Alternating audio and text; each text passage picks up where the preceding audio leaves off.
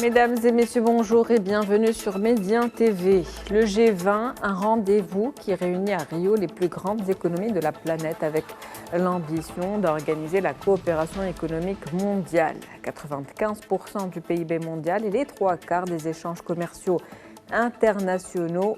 Voilà ce que représente aujourd'hui le G20. Cette année, deux ambitions fortes, lutter contre la pauvreté et le renforcement de la fiscalité internationale. Les pays du G20 se sont mis d'accord pour taxer les personnes très fortunées à hauteur de 2%, ce qui pourrait rapporter 250 milliards de dollars par an. Et on va en parler de cette mesure avec vous, Zakaria Firano. Vous êtes professeur d'économie à l'Université Mohamed V de Rabat. Bonjour. Bonjour. Merci d'être avec nous aujourd'hui.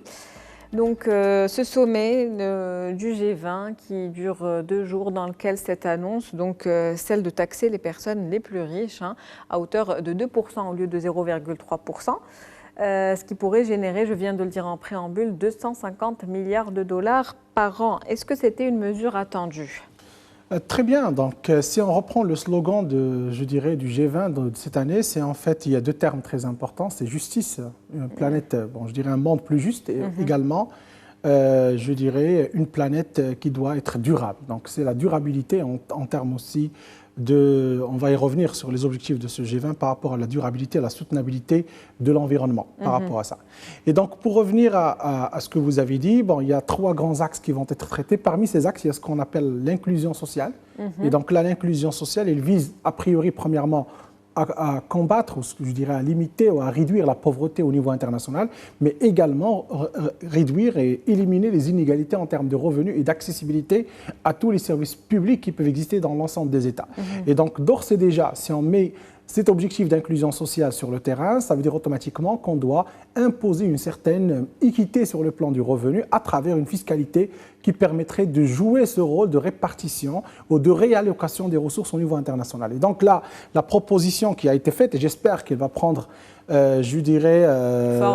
forme et qui peut être exécutée sur le terrain, parce que nous savons qu'il y a des régimes fiscaux qui sont différents au niveau international. L'harmonisation fiscale est aussi une question qui est posée autour de la table du G20, mais avoir 2% de taxation pour les personnes ou pour les personnalités qui sont les plus riches au niveau international, ça permettra de générer un revenu très important ça va permettre de le réallouer au niveau international et surtout dans les zones géographiques où nous avons une pénurie par rapport à ce qu'on appelle la famine, etc., des problèmes d'exclusion en termes sociaux et aussi en termes économiques. Et en majorité, c'est ce qu'on trouve au niveau africain. Et donc, automatiquement, si on arrive à ponctionner cette liquidité ou cette somme qui est colossale, ça va nous permettre aussi de résoudre quelques problématiques, que ce soit d'investissement au niveau africain et dans quelques pays asiatiques, et aussi quelques pays de l'Amérique latine, mais également ça va permettre aussi de couvrir un peu la problématique qui touche plus de 500 millions d'habitants, c'est le risque de famine qu'on trouve dans plusieurs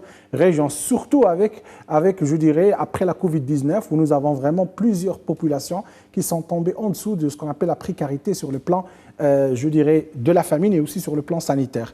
Et donc là, il y a les premiers prémices. Donc là, c'est un peu la déclaration qui a été faite par le président américain. Et donc, il a levé un peu ces fonds qui sont dédiés à l'IDEA, ce qu'on appelle pour l'agroalimentaire et pour aussi résoudre la problématique de la famine. C'est à 4 milliards de dirhams par an que va investir les États-Unis. Et c'est un supplément, un gap supplémentaire de 500 millions de dollars, ce qui est énorme pour les États-Unis. C'est une première pour ce pays-là. Je pense que ça va donner un élan aussi pour les autres pays de pouvoir s'inclure dans cette problématique d'inclusion sociale. Et comment elle pourrait, puisque vous parlez des États-Unis, comment pourrait être accueillie cette annonce aux États-Unis alors que Trump promettait de baisser les impôts ? Très bien. Oui, c'est une déclaration qu'on peut... C'est pour ça que j'ai dit tout à l'heure, pourvu que ça soit appliqué. Donc là, les mesures qui sont proposées par le G20, il faut savoir que ce n'est pas obligatoire sur le plan de la souveraineté de chacune des nations qui sont représentées. Je tiens à rappeler juste pour les téléspectateurs, nous parlons de 147 pays qui sont dans cette réunion. Nous parlons de deux grandes unions qui sont... inviter l'Union africaine présente au niveau des G20 et aussi l'Union européenne, elle est aussi présente au niveau du G20. Et donc, automatiquement, je peux répondre de façon très facile. la posture politique de Trump elle est différente de celle de Biden. Maintenant, la déclaration a été faite. On va attendre un peu on va attendre janvier pour qu'il y ait ce qu'on appelle les nouvelles, je dirais, actions qui seront menées par les États-Unis. Mais je pense que s'il y a question d'inclusion sociale et s'il y a question d'égalité et d'équité, on ne peut qu'être avec. Et donc là, c'est un peu pour résoudre quelques problématiques qu'on trouve, comme je l'ai dit, dans des régions qui ont été soit touchées par ce qu'on appelle les mouvements climatiques. Donc nous, par exemple, au Maroc, on suit, on voit ce qui se passe en Espagne, etc. Et en même temps, par rapport aux gens qui n'arrivent pas à accéder à ce qu'on appelle une certaine équité sur le plan économique et en termes de croissance. Et donc là, c'est l'Afrique dont on parle. Et donc, automatiquement, ça va permettre de résorber quelques problématiques, comme je l'ai dit tout à l'heure. Et il faut que, je pense, c'est un message qu'on peut faire passer aussi à Trump, c'est que parfois, il faut regarder les choses de façon plus systémique qu'individualisée. On parle donc de 3 000 à peu près milliardaires aujourd'hui dans le monde. Cette annonce, en tout cas, vient d'un constat, celle que les plus riches continuent à s'enrichir d'une année à l'autre, surtout post-Covid. Est-ce que cette taxe pourrait réellement financer ces deux grands défis qui sont la pauvreté et le climat ? Très bien. Le budget qui était alloué, je pense, par soit les études qui ont été faites par la Banque mondiale et aussi l'OCDE, ça dépasse largement ce chiffre. Ça veut dire, si on parle on parle maintenant d'après ce que vous avez, ce qui a été déclaré au G20, 250 milliards, c'est un chiffre, mais normalement, on a besoin de plus d'investissements. Et pour résoudre les problématiques qui sont liées à l'inclusion sociale, ce n'est pas uniquement de pouvoir donner de la nourriture, mais c'est pouvoir générer de la croissance. Et donc, automatiquement, ce n'est pas par la consommation qu'on va résoudre les problématiques d'inégalité ou les problématiques d'exclusion sociale, mais c'est à travers des investissements. Et je pense que le chiffre, il dépasse largement ce montant de 250 milliards de dollars. Et donc, automatiquement, ce n'est pas le chiffre en lui-même qui est très important, c'est l'engagement pluriannuel de ces États pour pouvoir continuer à taxer les plus riches et pouvoir générer un peu un revenu qui sera réparti et réalloué sur la population. Et donc c'est là le défi. Voilà, c'est plus d'équité parce que, j'ai dit tout à l'heure, c'est que l'accessibilité à plusieurs, je dirais, services publics, biens publics, accessibilité à l'infrastructure, c'est ce qui pose problème, c'est ce qui freine la croissance. Et n'oublions pas également que le système financier international il joue un rôle très important parce qu'aujourd'hui, même le système financier a été rappelé dans ce qu'on appelle le G20 à travers ce qu'on appelle une refonte de ce qu'on appelle les institutions internationales, ce qu'on appelle la gouvernance internationale. Dans le G20, je pense qu'il a été rappelé premièrement qu'il faut revoir je dirais la nomenclature juridique de l'ONU. Il faut revoir la structure aussi du Fonds monétaire international, de la Banque mondiale et des autres institutions qui gouvernent sur le plan international. Pas uniquement, mais aussi le système financier à travers une accessibilité accrue aux services financiers qui permet d'avoir des actions qu'on appelle pro-pauvres, c'est-à-dire qui permettent de réduire en réalité la pauvreté dans plusieurs régions. Nous avons des exemples en Afrique qui ont réussi un peu à faire pénétrer les services financiers comme étant un acteur pour pouvoir résoudre cette problématique. Et donc là, l'investissement dans la technologie, ça va coûter de l'argent, énormément, ça permettra de résoudre ces problématiques de pauvreté, surtout avec le numérique, avec le digital finance, avec etc. Tout ce qui est, je dirais, tout ce qui est moderne dans ce qu'on appelle l'accessibilité financière pour les ménages, pour les pauvres et les très petites entreprises et les micro-entreprises. Mais également, il faut aussi avoir un investissement dans les infrastructures, parce que c'est ce qui manque, par exemple, dans les pays qui vivent dans, je dirais, dans des problématiques de faim et des problématiques de croissance. Et là, je parle des pays d'Afrique, je parle de quelques pays asiatiques. Et donc, automatiquement, il faut de l'investissement. 250 milliards annuellement. Ça ne va pas, je dirais, si on prend le chiffre de façon absolue, ça ne va pas résoudre, mais si ça se transcrit dans une tendance de façon pluriannuelle et sur le long terme, ça va permettre de résorber en grande partie les problématiques de ces pays. Avec une stratégie à long terme, comme vous venez de le dire. Donc, quand on parle de taxer les plus riches, est-ce qu'il y a eu déjà des antécédents ? Bon, il y avait en Union européenne, nous connaissons la taxe Tobin qui a été impliquée pour pouvoir un peu résoudre des problématiques qui peuvent être liées au système financier. Donc nous avons des expériences en ça et ça a donné des fruits pour la taxe Tobin. Bon, je pense que le GATT ou l'OMC aussi a mis en place ce qu'on appelle des taxations au niveau transfrontalier qui permettent un peu aussi de faciliter un peu les transactions à l'international et aussi de garder cette équité à l'international.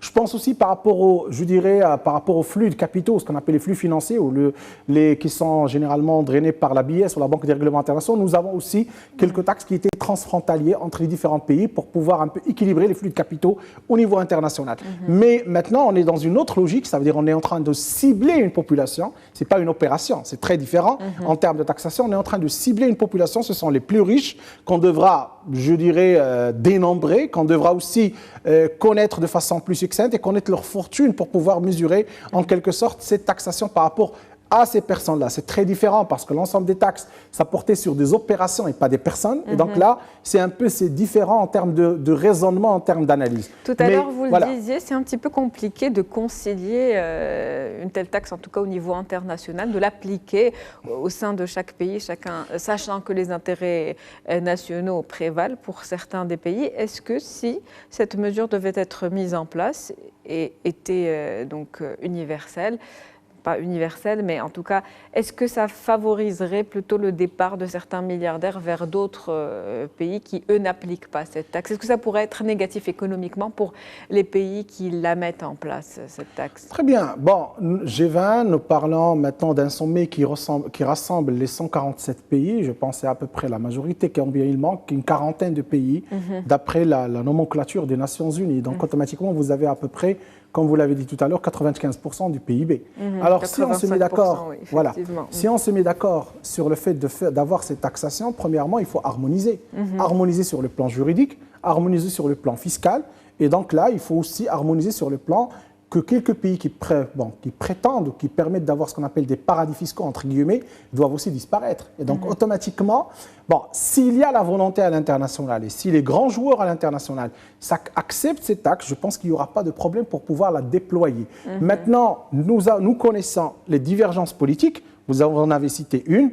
Maintenant, nous avons le gouvernement, ou je dirais la présidence de Trump, qui va prendre le relais en janvier. On connaît très bien je dirais, son nationalisme économique, si on peut dire ça, et son protectionnisme par rapport à ce qu'on appelle l'économie américaine. Et donc, automatiquement, ça peut ne pas être avec l'agenda de ce qu'on appelle la présidentielle de Trump, parce que c'est une vision, je dirais, politique ou économico-politique. Donc on reste le moment dans le flou, pour le moment, ça reste une proposition, ça reste quelque chose qu'on peut déployer, mais moi je crois que si même on veut la déployer, ça va prendre du temps pour pouvoir la mettre en place, parce qu'il y a deux harmonisations qu'il faut faire. Premièrement, s'harmoniser sur le plan politique, ça veut dire qu'il faut qu'on soit d'accord, tout le monde soit d'accord, comme ce qu'on a fait avec les accords de ce qu'on appelle la zone grise, etc., ce qui a été fait avec la BIS et avec l'OCDE en termes de blanchiment d'argent, donc ça a été fait.